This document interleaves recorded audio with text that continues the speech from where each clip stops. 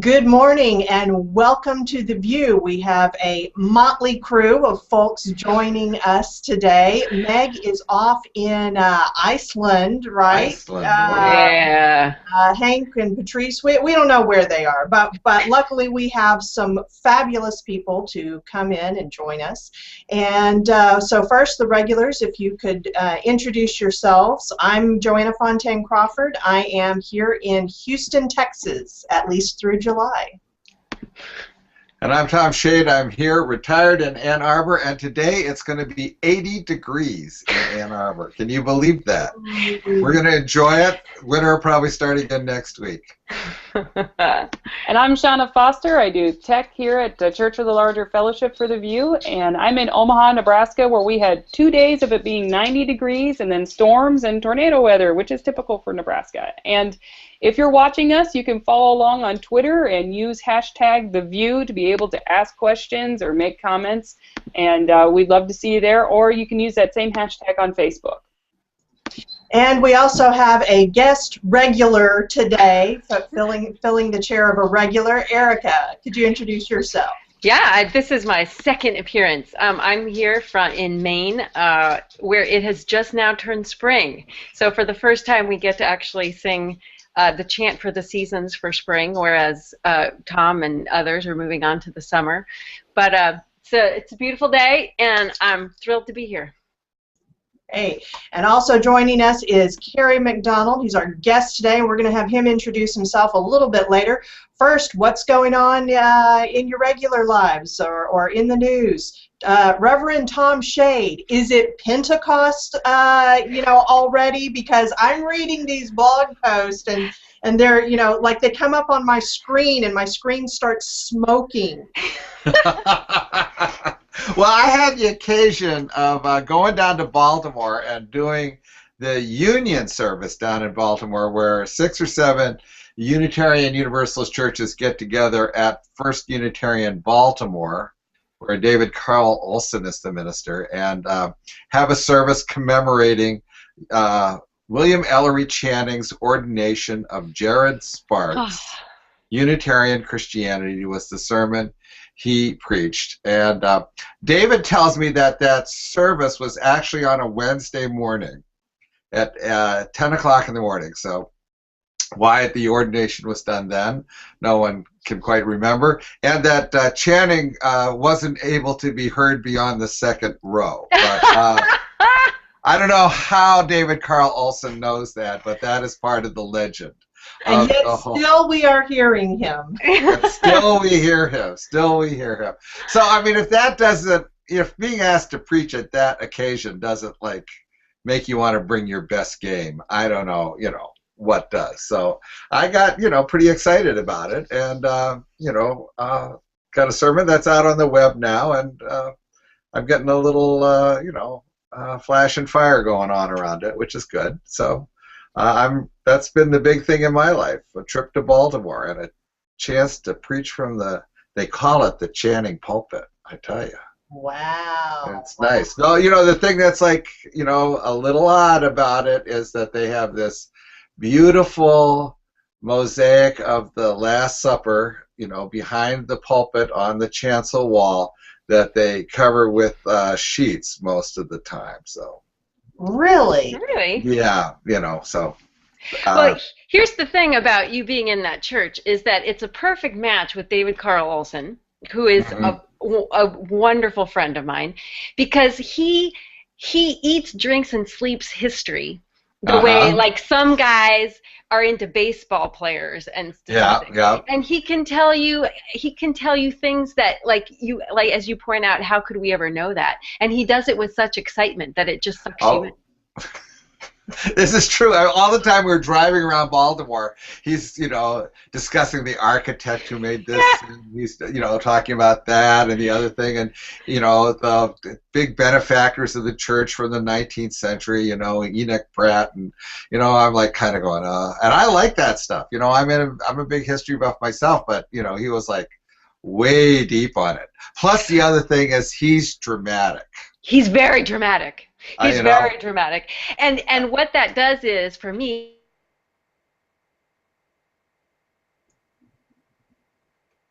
Oops, did we just lose Erica? Mid thought. See, it always takes me a minute to be like, is it me? Or is it everybody? I'm I'm guessing it was Erica, but I love what she was talking about because I'm a storyteller and I love stories and I love hearing. Oh, good. Okay, let's try. You froze for a second, Erica. You were in the process of saying that he is very animated in his storytelling. Well, what it does for me is it connects me to the story, so I feel like I understand the shape of our history. So when he describes why the Baltimore church looks like a Greek temple and why it has a dome instead of a steeple and columns, and that it was built as a testament. Oh, there she goes again. A testament to the frozen Google Hangout. Yes. Sorry, that keeps happening. We jinxed ourselves. We were going along so good, but I appreciate that. I'm a second generation UU, and my dad, being a Southerner, is a storyteller. And so, whereas a lot of kids growing up were hearing ghost stories, I was hearing the tale of Michael Servetus, and my dad would talk about, and they put green wood all around him. So it would take longer for him to die. Yeah. That's bringing history alive in a whole other way. Well, I went to Geneva, Switzerland, and I saw where where Servetus's plaque is, and it's so interesting because if you go to the city, they have this huge wall of church fathers with like these 2-story talls of statues of like the main Reformed church fathers, like Calvin, obviously, because he was really important in Geneva. And they have all these smaller statues of all of these other church fathers along here with these, and then they have the Common Prayer written in all of these different, or the Nicene Creed written in all these different languages, and they start with, from A to Z of all of these fathers. And so there's that, and then like 3 blocks up in an abandoned, almost like little grassy triangle thing is where Servetus is sitting there looking very sad, holding his knee in tatters. And like this huge stone plaque, and it's really interesting all the controversy surrounding it too, because they didn't have that statue there. They just had a plaque commemorating, because they made sure that he got burned outside the city walls was the point. That's why he's all the way out there, to make sure, because those guys are on the old city wall, right? And so they're protecting the city, and he got burned on a hill outside of the city. And huge controversy, well, not huge, but I mean controversy every time, from the time they put up a little stone plaque and then they made this mold, and it was, it's people use him as a symbol of reason and intellectual freedom. And so there was statues of him everywhere else, but in Geneva, so I think they didn't get a statue until 2011, and the descendants of the modern day Calvin Church didn't come to the ceremony. Oh, wow. They still remember that guy is a heretic and he is outside the city. Right. Still a lot of people, thinking that way. I went to an evangelical seminary, and Christian history. When we got to the Servetus part, I was like, hey, he's kind of our patron saint. Yeah. Give some honor. Well, and I was reading the other day about what the old Star Wars had, and this connects, I swear to God, but what the old Star Wars had and what the new one doesn't is like this connection, like, because usually like, Star Trek and all these other, fantasy, sci-fi, futuristic things make a big deal about it being in the future. Like, well, we solve medicine with this way now, this way now. But Star Wars used, like, it was very old, ancient history. Like, there's this very old religion, and there was these ways that we used to do things, and so that's why it didn't have like everything nice and sparkly and clean, and it was felt much more realistic. So I think that connection to history just makes things seem so much more real and alive than like, here's everything brand spanking new, and there's no institutional tie, whatever. It just was born immaculate conception kind of thing. Yeah, good to know the roots. Good to know the roots. And speaking of roots, I am learning the roots of a new church. Last week I was not here because I was candidating at Live Oak UU Church in Cedar Park, Texas, in the Austin area. Thank you. And they have called me their minister, so I'll be starting there in August. And I'm extremely, extremely excited. Good stuff there. Well, that's always a great moment in life, and then then you have to move. Right. There is a Sell your house. I've been on Facebook going, where do you get boxes anymore? Now everyone's recycling them. But well, U-Haul will sell you new boxes, and you can sell them back. okay, good to know. You Good can to know. sell And them I have a friend who just called me and said that he has a whole bunch he's bringing to me. So yay. Okay, I have a garage full of them that I'm one day going to take to the recycling place, but. Yeah, kind of a long drive between your house and mine. Yeah, I know, but I would love to come down. So Hey, so Shauna, you also were not with us because you were a little puffy. I understand. Yeah, I decided to have. Well, I didn't decide. I was forced. My dentist was like, "I will not see you again until these wisdom teeth are removed," and I was like, "Fine." So I finally had all 4 of my wisdom teeth removed, and apparently I thought I was dreaming because they put you in that twilight sleep.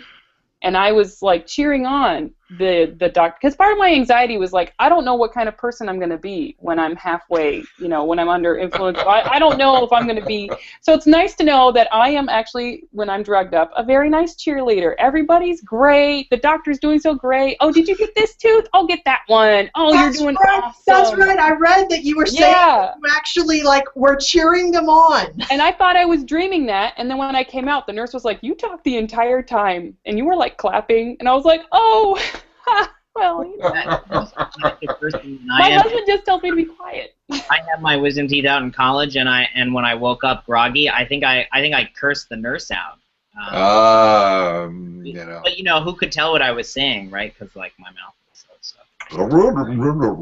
Yeah. And on that note, if we could have our special guest, Carey, if you could introduce yourself, tell us a little bit about what you do.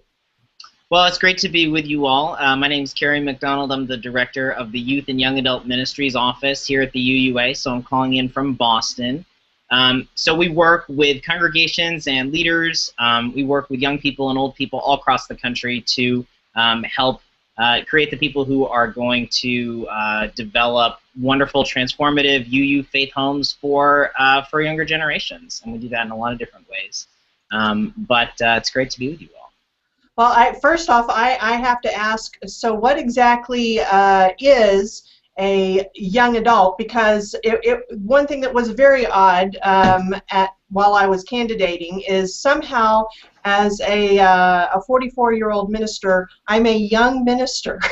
But I'm guessing that I'm not a young adult.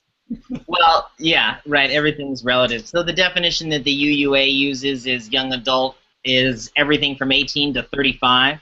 And that, as you know, when you just say that out loud, you're like, well, that's ridiculous. I mean, what do 18-year-olds and 35-year-olds have in common? And I think that that's true. The original definition came from a task force that happened back in the 80s and identified this group as particularly kind of being a group that is not being served in other ways. So it was sort of a definition in reverse originally.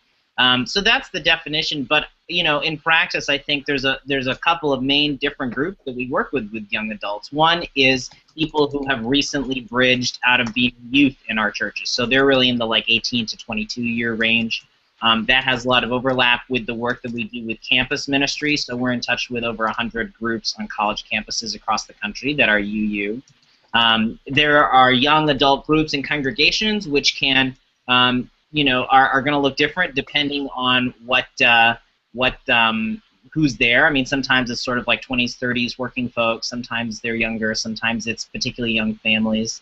So that varies, and we keep track of about dozens and dozens of those across the country. And we even try to do some support for younger religious professionals.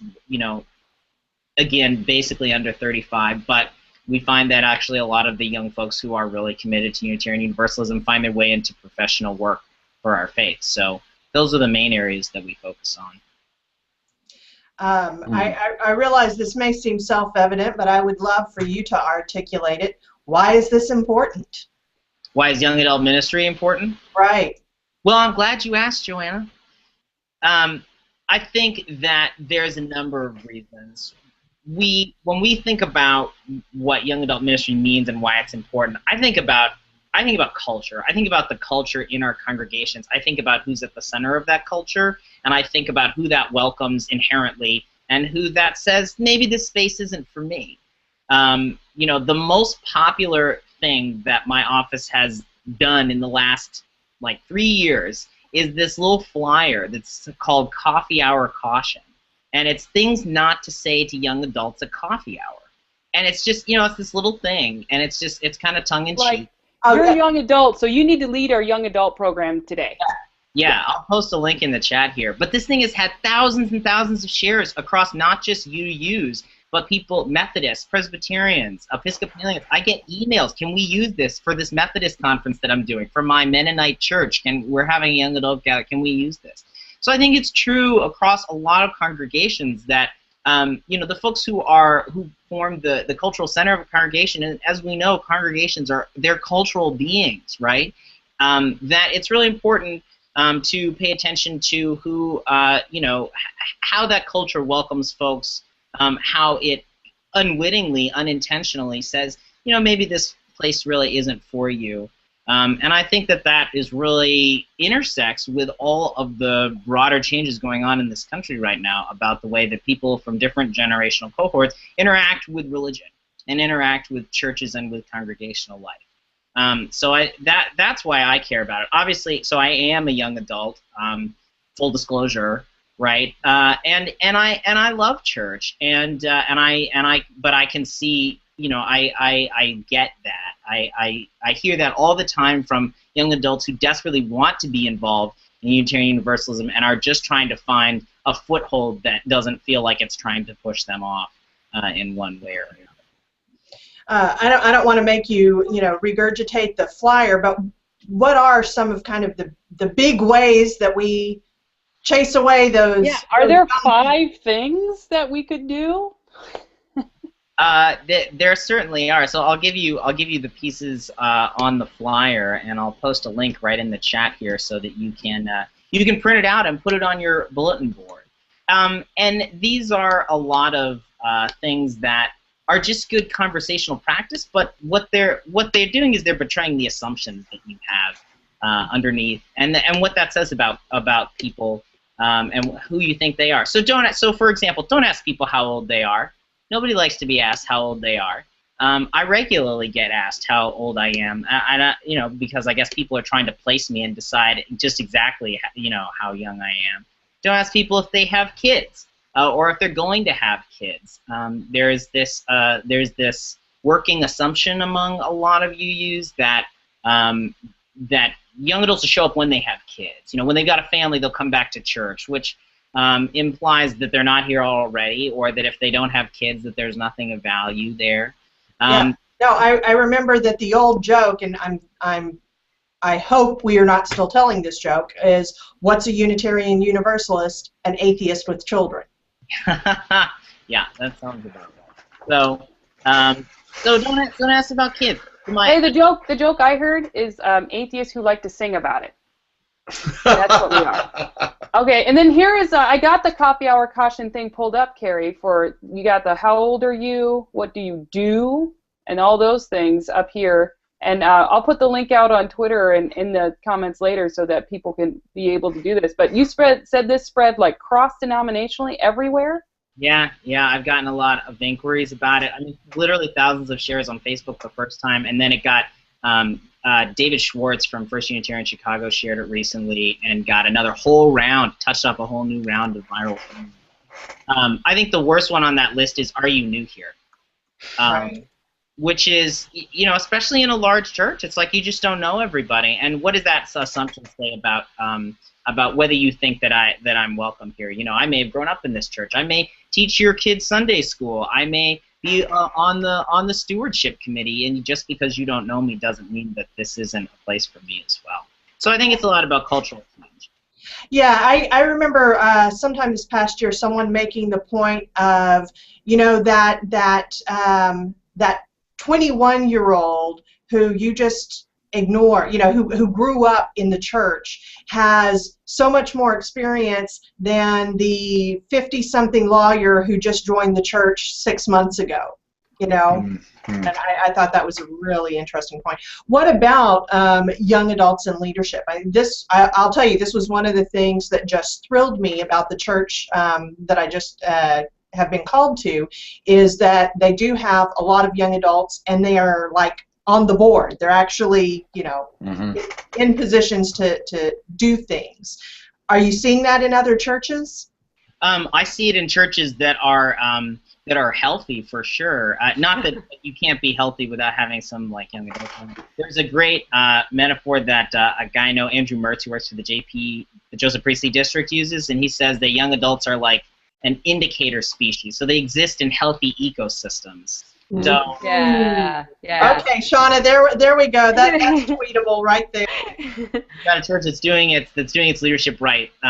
Because I think what you see is that, now this is where some of the generational stuff really comes into play, is that the expectations for younger folks, and I'll say folks in there, and I'll include youth, so high school students and teens as well in this, is that you know, we come ready to serve, ready to lend our shoulder to the wheel and our voices to the mix. And if a congregation has a culture around leadership that's like, it's great that you're here, and if, you know, after a couple of years, maybe you can join a committee first off, because we need everybody on a committee, and then, you know, maybe a couple of years in a lesser committee role, and then potentially you could stand to be, you know, for the board of trustees or the parish committee. And you know, after you've been here about 10 years, then you've really sort of earned this standing.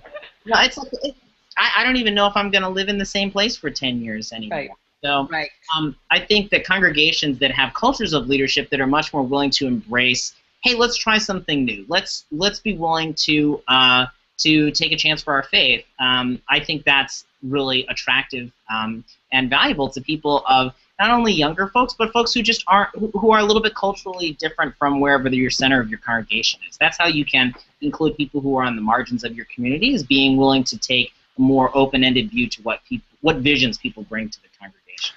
Okay, you've done what not to do. What should a church do? What's the most important thing for a church to change in order to, you know? Three things. Three things. We want a list. 3 things. So number 1, make sure that your online presence is not embarrassing. Yes. That's setting a low standard, isn't it? Like a list of the January sermons. Now, come on, isn't it like attractive to young adults if it's so bad that it's kind of hipsterish? Like if it's GeoCities that was around before they were born and it has the rotating GIFs going across the top. You did it, as long as you did it on the purpose. Bottom, the flames on the bottom. Yes, exactly. As long as you did it on purpose on Angel Fire, wouldn't they love that? Or if you had the old dial-up sound come up, I tell you like what, when they got it, it was like, welcome, right? totally share worthy. And be like, wow, look at how funny this congregation looks like. Like, what makes it fun? So in 2012, in the Men's Lecture Series, Peter Bowden and Naomi King did this great series of lectures on online engagement with the church, and they talked about how the website is your new front door, and that people pre-screen themselves before ever considering showing up. Yeah. And so if you don't have an online presence that reflects the authentic core of who you're trying to be, it's not like it has to be thousands and thousands of dollars professionally designed, but it's got to be updated, it's got to be usable, it's got to have some pictures, it can't just be some really awful, you know, text. And not just pictures of your building. People. Right. They want to know who's going to be there, and you know, the huge percentages of Americans are on social media. I mean, I think we sometimes think that it's just young people or something. But if you have no social media presence, it's like you're giving up you're giving up a whole way to talk to people. You have to be able to speak at least a little bit in that language as well. So Peter, number 1, social media. Yeah. So they say number 2, your social media is your lobby. That's what they said. Or number 1 is website and social media, or is it number 1 website, number 2 social media? Well, online presence was number 1. Is that what it is? Online presence is number 1. I'd say number 2 that in all but the congregations that are really far down the road, you have to be intentional about creating young adult spaces, and those are going to look different. A lot of groups start with, say, a brunch after church once a month for younger folks who are there, and build from there.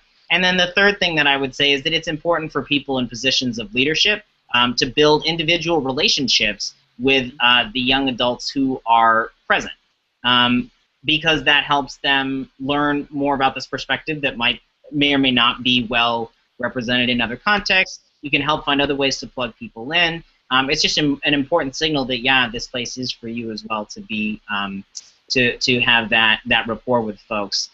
You know, especially with people who grow up in our churches, I tell ministers all the time, just meet with your graduating seniors. Just have a little pastoral conversation about this enormous transition ahead. And that means that when I, as someone who grew up in your church, come back for a holiday break, maybe we can get coffee. You know, that connection right there can be absolutely, has been the margin between people staying connected to the faith or just drifting off into space. So those are my three: online presence, some intentional young adult spaces, and some connection with leaders. You know, I think that's right. Oh, sorry. I was just going to say, as somebody who's done some preaching, it has been fun to incorporate social media in the service, or not even social media. One time I had people do joys and concerns via text. I just had them text me their joys and concerns during the first, 15 minutes of the service. And if you didn't have something that could text, then you had to go find somebody who could text for you to be able to do. So it was like an intergenerational thing. And then so people were texting me, and I actually had this thing where the texts were showing up on this, it was like, it was really difficult to do, to have the text show up live while people were texting. And we got a free account that did the first 4 and then was like, you have to pay more. So during the service, it was like the same 4 things, and it was like, time for the offering. Some poor guy died the week before, so it was like Bob's death, the Bob's memorial service, over and over and over until we cut that thing off.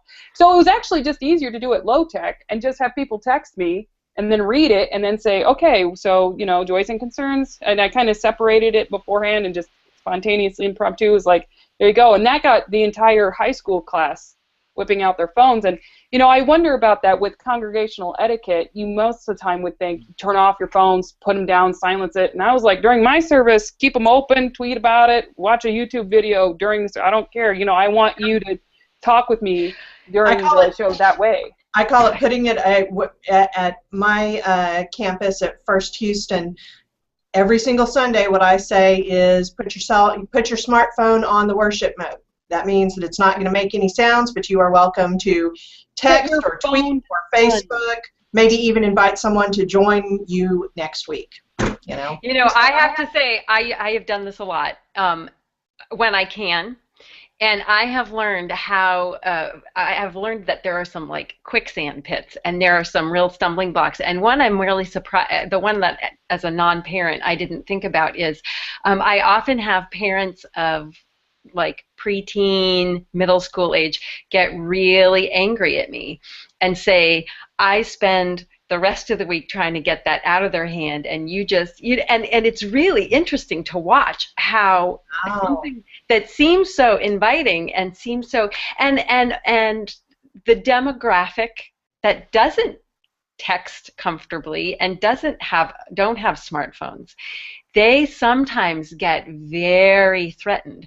And so, Carey, what I'm interested in is, I think you've got right here a set of people who are all about this digital medium incorporating into worship, and I have not been able to successfully find out how you do that without irritating or threatening the people who feel like you're now leaving them out. Have you come across that? Yeah, I'm just surprised that this is, when I preach about this, it's the only sermon that gets people really mad. Yeah, I mean, you see, like this kind of stuff comes up all the time from the, how do churches, do they email their newsletter or do they mail it in, hard copy? Did they, what's going on the social media page? What did they expect people to be able to do? I mean, I think that those, on the one hand, I think that churches are one of the few places in American culture today where you really get those there's the possibility for those rich cross-age, cross-generational relationships. That's a huge advantage for us. And so living into that tension, I think, is okay. It's not like there are any single answers. I mean, I have this vision of church, of congregations as a place where we get to explore what it means to surf these huge waves of cultural change in a way that's in accordance with our values. and rather than church being like the final refuge against the onslaught of technology. Yes. Well, I mean, it's a spiritual challenge to people who are technology resistant, and I mean, part of what I think is that you can't. Well, you have to be somewhat sympathetic and empathetic to people who are technology resistant. Yeah. Really, it is a challenge to them, and they need to deal with it. That you cannot. If you're 65, for example, like myself, and you decide that you're just going to give it up right now and say, I'm going to stick with the technology I know, you're giving up, and I'm not going to this new stuff. You're giving up. You're giving up on life. Well, you're on the world, and you cannot do that. It wasn't that. As your minister, I'm telling you, you cannot do that. Well, but what we did in a way that I think made it not threatening, and it's a larger ideal than just, we're doing it this way. It's that if you're part of a larger community, not every worship service is going to be just for you. Oh, yeah. Not every single part of every worship is going to be just for you. This was an internship in Kansas City, Missouri. And so Kendall Gibbons, the way she organizes her worship services is she has like the first 15, 20 minutes. Sometimes it'll be joys and concerns. Sometimes it'll be stories for all ages. Sometimes it'll be like a solstice celebration that involves. So there's always something different going on in that space that brings the community together. And I think that, to me, not that the social media that we have every single joys and concerns, you must text it now. But that sometimes we text it, and sometimes we go back to the paper thing, and because I feel like congregations, maybe what they need is to get used to things changing, and not that it's always the same way. Like we always had a paper newsletter, now we always have it emailed out, but that sometimes this and sometimes that, Well, yeah, self-differentiation, which, is something I keep hammering on, that we should be the religion of self-differentiation. That, I love that. That this is where you end and I begin, and I'm not going to be threatened by you doing something different than me, but boy, we often aren't. But I do think it's also important to make opportunities to bring people where, if someone is behind, bringing them forward if they want to be there. And she doesn't know I'm about to do this, but I'm about to turn my camera to our intern. There we go. Hi. That's Rebecca Crystal, who's watching us have fun. But what she's been doing is she's been going around to all 3 campuses of First Houston and leading workshops on Facebook, to try to get people up to speed on that. When I go to Susie every summer, plug for Susie, the Southeast UU Summer Institute, and I teach a class on how to use Facebook.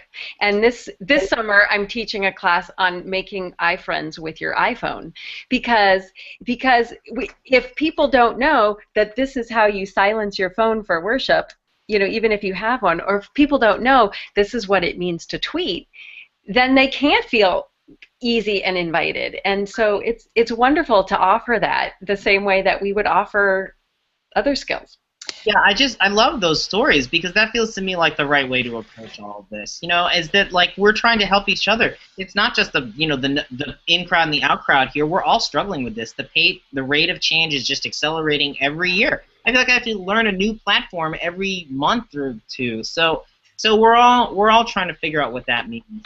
And the one other thing that I want to say about online stuff with church is that sometimes I hear this real deep anxiety that somehow church is going to go online, and this wonderful place that I've come to know and love is just not going to exist anymore. And I really think that that online and in-person engagement don't replace each other; that they actually enhance each other. And it's our job to figure out what's the right thing to do online, what's the right thing to do in person, because it's getting harder and harder to find all the time in the week to get together. So how can we make the most of our time together and leverage that by having other resources? So that's the thing. How can you weave them together better? That's the biggest question that I think. Well, the Well, thing I used to hold on. To make our audience members feel welcome, and it's comfortable. the bottom of the hour, so let's go around and introduce yourselves again and where you're at. I'm Joanna Fontaine Crawford, and I am in muggy Houston, Texas. And I'm Tom Shade in a beautiful day here in Ann Arbor, retired parish minister. And I'm Shauna Foster. I do Church of the Larger Fellowship technology stuff, and it's an awesome day here in Omaha, Nebraska. I'm Erica Hewitt, a hybrid parish community minister in Bath, Maine, and I'm sorry for those of you who met my two dogs by accident when they started barking at a delivery guy. And I'm Carey McDonald. I'm the Director of Youth and Young Adult Ministries for the Unitarian Universalist Association, and I'm calling in from a really nice day in Boston. And if you're following along with us, you can use the hashtag #TheView on Twitter or on Facebook, and we can see that. And if you're watching us live with the Google Hangouts, you can use the Q&A app to ask us questions. Katie Cartman has a funny comment here about how parents can be better at talking at kids about sex than responsible use of technology. Yeah.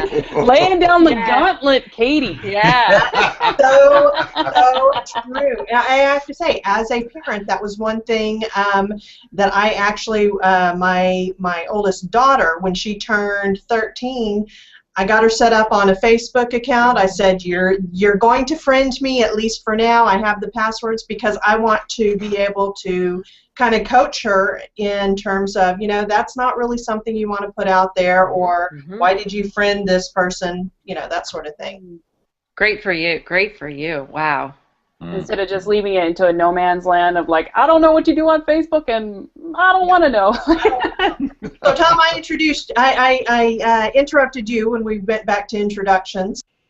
Well, we had that same question come up in when we started doing more stuff with social media at the church, and people said, this is like a poor substitute for in real life personal connection, And I said, really, I have gotten to know more people differently through social media than I ever knew before. That one of the things that I have gotten to know in the church is I've gotten to know the young mothers who are at home, who during coffee hour are busy with their kids and scoot out of there quickly, and yet during the day, during nap time, they're on social media and we're talking to each other. Yeah. So, it's like when you say who was the people who were involved in those rich, in-person, cups of tea kind of relationships? Actually, it was a small slice, and social media gives you a different slice of people who have the time and the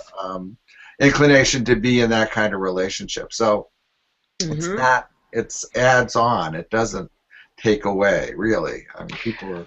Well, and to back up a step from that, one of the things I find myself having to do continually is, in the most pastoral way possible, remind people who make derisive comments about social media that for many people it's not empty, it's not a false sense of community. It's a genuine connection. And Meg Riley is one of the first people who I heard name that in a really life-giving way at a workshop in GA in Charlotte, to say this is real community. It's not less than, it's not artificial. It is possible to know and be known in these ways, and it's a beautiful thing. It's just a different layer. Recently, we had a really great example, like to give Tom's example, but so Church of the Larger Fellowship, it is the online engagement church.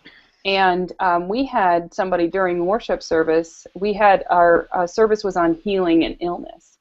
And we had, during the worship service, somebody say, this was one of the most important things I could do for my health right now because I'm sitting in the organ transplant recovery room. Oh. And so there is that's just like the perfect situation of how that person could not go to church and worship, and who knows how long, for how many months they're going to be in that recovery area, but they can flip open their laptop and worship with the rest of us and chat and be there and have that community be there to be part of their healing.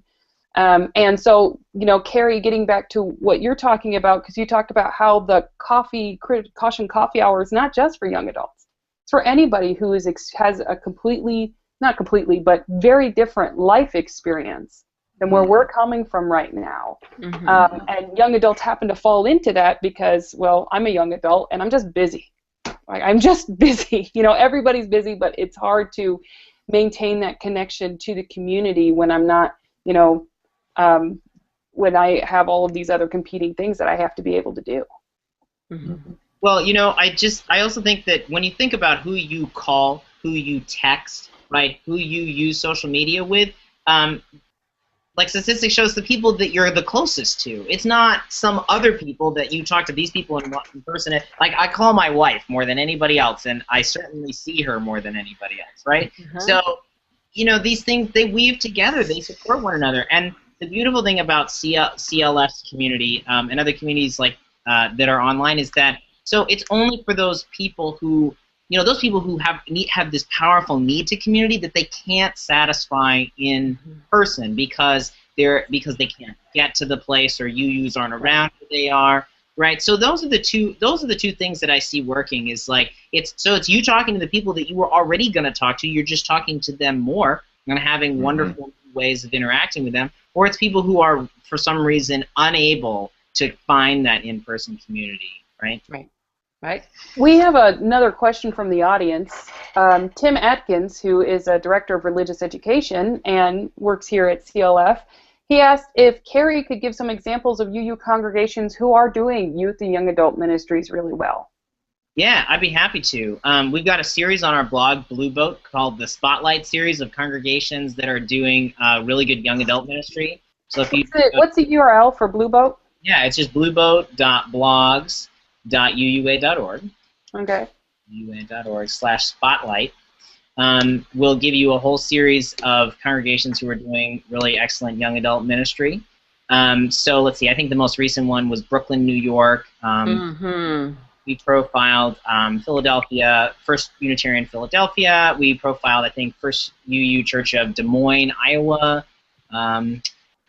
There's a couple others on there. Are you finding any common theme? I mean, besides the top three things, but like, can you give us like an exceptional story of like, oh my gosh, these young adults have, or this church, this is what this church did? That the stories that you're highlighting. Yeah, totally. So what we've seen across congregations is they kind of follow the same path.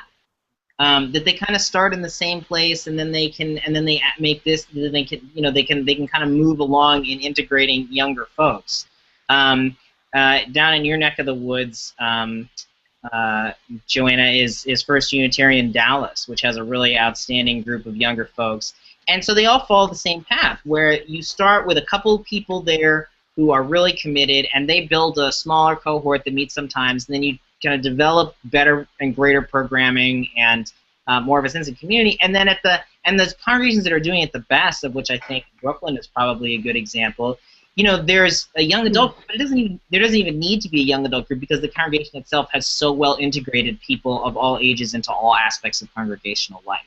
So that's what we see. I think that First Unitarian, I mentioned Philadelphia. I was there a year or two ago and saw the group that they have there, and they're that started from nothing a couple of years ago. There were a couple people who were really dedicated, and they got some early support from the minister. They built this group. The church in Philadelphia started attracting people at first because they used their amazing old Gothic building as like an underground music venue in downtown Philly. And so people came, that's how they found out about the church. They came, started to build a critical mass, and over time have then, found their way into the central life of the congregation as well. I mean, people serving on the board and people being leaders across folks of all ages. So, well, I hear you, and I hear you saying like basically the same thing for good visiting. It's like, what was it? The Salt Lake membership director who said, "You guys don't really need to advertise. You have thousands of people coming through your doors. You need to figure out a way for empowering people to make them really feel like they're part of the community and like they belong there." Yeah. Yeah, I think that's true. I mean, it's not true that everybody has visitors, but I think a lot of our congregations do have enough visitors, and we just, we don't keep track of them. and we think the visitor experience starts when they show up. Right. Then, Right. you know. I'm interested in the kind of, when I was in the parish, it seemed like, and this was a New England church, it seemed like our kind of operative timeline was like 5-10 years, right? I mean, it was kind of like when we thought about, our history was in chunks of like in 5 and 10 years. Like in 5 years, we hope we want to be doing this, and in 10 years, we hope we're kind of going to be there. And how slow that is. Just how slow, because it's all built on this notion that people join the church and they're in the church for their whole lives, and then their children are in the church, and then they get buried by the minister. And, it's like this whole old multi-generational continuous institution. And just remembering myself at a younger age, my timeline was more like 1 year, 2 years, 3 years. Yes. If I was going to join something, I wanted to be active in it next week, right? Next week. That's why I joined it, because I wanted to do something in it next week. And that in a year, I might be in a different city, I might be in a different job, I might have a different thing, I might have a different interest, and I don't want to be active in that anymore. But our churches just move so slow. Well, that's true for military families too, because they're stationed for 3-4 years, and then boom, they're gone. They're in Japan or Spain. So the notion that a person would walk in the door, join the church, and be active in something inside of a month is... Look, I mean, this ties back exactly to what we were talking about earlier about leadership and flattening structures, so that sometimes I think about it as like you can co-create the church experience from when you walk in the door. It's not this institution's in place, produces a product, and then you consume it. It's like we're inviting you into making this space possible and bringing your full self. What does it mean to have flattening structures? What does that mean? I think some of it is around, some of it is structural. So like how many committees do things have to go through and have to have their hands on it before you can do something different with your volunteer day. Some of it is just the cultural of like who, how intentional are we about creating opportunities for people to lead something that aren't the same usual suspects that we're paying attention and inviting people into. So that's somebody's job to say, I see that you're being a really awesome participant in worship, and would you like to do this? Would you like to help in this way? And I think it's time limited commitments. You can't assume that everybody's going to be able to sign up for a 3-year term on the board. So yeah, and I think that's bigger picture cultural, that's really, I think it's Western, I think it's European, I think it's male-centric, the way that we've designed a lot of our leadership structures up to this point. I mean, everything from the officers and titles that we use, all of that. So it's really and again, if we're able to do this with young adults, we're going to be able to include a lot more other people who are more at the margins, aren't able to make those commitments, might be moving, etc. Including seniors. The seniors who are needing to, they still want to be involved, but they don't have the time or the energy, to be the board president, even. That's right. So there's a lot of seniors that don't have seniority in the institution, right? I mean, if you retire someplace and you walk into church, you may be 65, 66, but you do not have the seniority in the system that somebody's going to look at you and say, "Oh, you could be a leader." You're like 25 again, I mean, in a sense that you're outside the system. It's not. It's in some sense how ingrown our systems are, as well as how oriented they are to older adults. It's just how ingrown they are. Right. So, Carey, we've been talking, I think, just about exclusively about young adults in churches, in congregations. What are you seeing denominationally? Are you seeing some age diversity there? Well, I'll tell you that we sometimes think about we think about what's going on in congregations, and then there are all kinds of other non-congregational faith communities. There are camps and conference centers like Susi. There are groups that that are more loosely affiliated with congregations that maybe meet in their space but aren't as connected. You know, Tandy Rogers tells me there are over 160 UU meetup groups out there that may or may not connect to any congregation. So I think, you know, there's, I see that, I think it's important to do both things. I think it's really important to help congregations get better at being valuable and attractive places for younger folks. Because they're really swimming against the tide there, and people in the millennial generation, so that's folks born roughly like 82 to 2000, are really not that interested in church automatically. Like, you got to make the case. Right. And also important to explore other types of communities that don't really feel like what we know to be, you know, normal congregations. And we see some experiments that you all probably know about. There's a group in Boston called the Sanctuary Boston that is like co-sponsored by 2 congregations, and they have a different style of worshiping community, and they meet every other Wednesday, and they have, you know, great music, and it's much more ritual focused. They have sort of a sibling group in the DC area called the Sanctuaries, plural, and that's like a series of neighborhood-based groups that do small group ministry, and they have volunteer days, and they have they really do a lot with creative expression and artistic expression. So I think it's important. I think we have to be able to do both things. We have to help congregations evolve, and we have to try out new approaches that are going to get outside just the congregational. Tell me about meetup groups.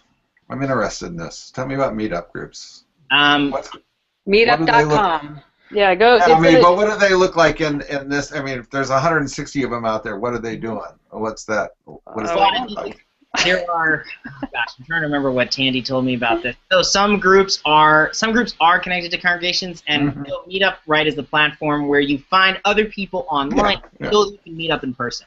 So some congregations use that as like their event page, and they use that to connect people in the community who would be searching for whatever they're doing. Some of them are just small groups of people who, you know, want to call themselves UUs that maybe don't have a congregation nearby.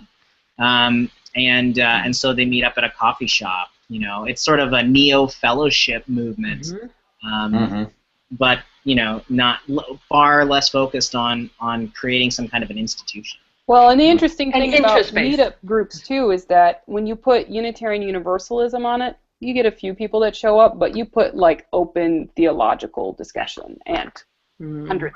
I mean, not hundreds, but, you know, tens of dozens of people. Institution there, you're leading with where people are. Right.